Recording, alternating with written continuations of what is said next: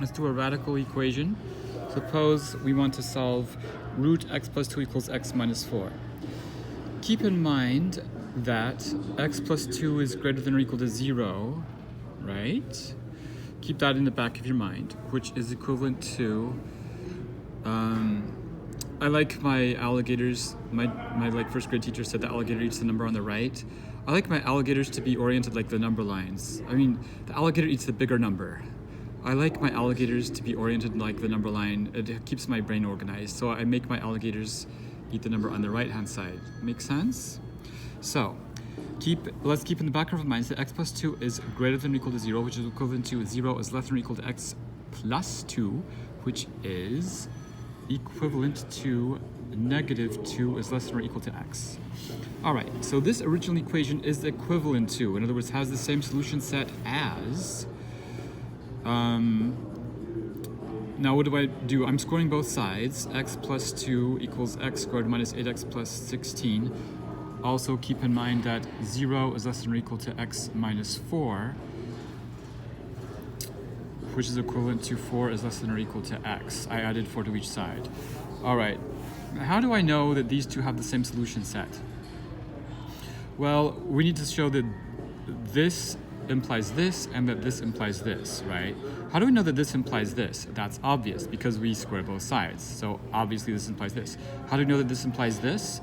Well, we have two quantities that are non-negative. I know this is non-negative. Why? Because I'm keeping in the back of my mind at all times that x plus 2 is non-negative.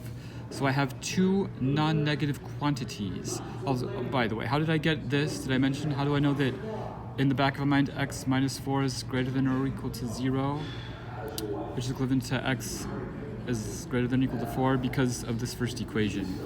So in the back of our mind, we know we have x is greater than or equal to negative 2 and x is greater than or equal to 4, so it suffices just to keep this in the back of our mind. So let's go back to the beginning. So this implies this, we've already covered that, and we're going backwards now because we want to show that this implies that, you know, because this double arrow is key in my mind. I want to make sure I'm getting equations with the exact same solution set, so I need to show that that implies that. And how do I do it? Well, keep this in the back of our mind. So we have two non-negative quantities, so I can take the square roots of both sides, right? When I take the square root of this side, I get this, right? Because x is greater than or equal to 4, so I indeed get this. And when I take the square root of this, and when I say square root, I mean the non-negative square root, right? That's sort of traditional. When I take the square root of this, I get x minus 4, again, because we're keeping this in the back of our mind. All right, so this equation is equivalent to, I'm just going to put everything on one side, you know, that's like the standard operating procedure when you have like polynomials. So we move the x over here, we move the 2 over here. All right, let's check this factorization, shall we? Negative 7 times negative 2 checks, and negative 7 minus 2 also checks out. So these are our solutions.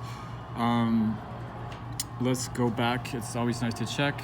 Let's plug, oh, well, again, in the back of our mind, remember we're having this x greater than or equal to 4, so we're only going to accept the 2. So when I say it's x equals 7 or 2, it's, you know, with this thing in the back of our mind. So this is shorthand for x equals 7 or x equals 2, and we're just not going to accept the x equals 7 part. So I just want to track the logic. So this is equivalent to this, we covered that. This is equivalent to this, we covered that. This is equivalent to this, we covered that. This is equivalent to that, we covered that. All right, so all we have to do is check the 2. Let's go and check it. So on the left we have, no, I'm sorry. X is greater than or equal to 4, so the only one we're accepting is the 7, we're throwing out the 2. So let's check the 7. So on the left we have the square root of 7 plus 2, which is 3, that also checks out the right. So we're done.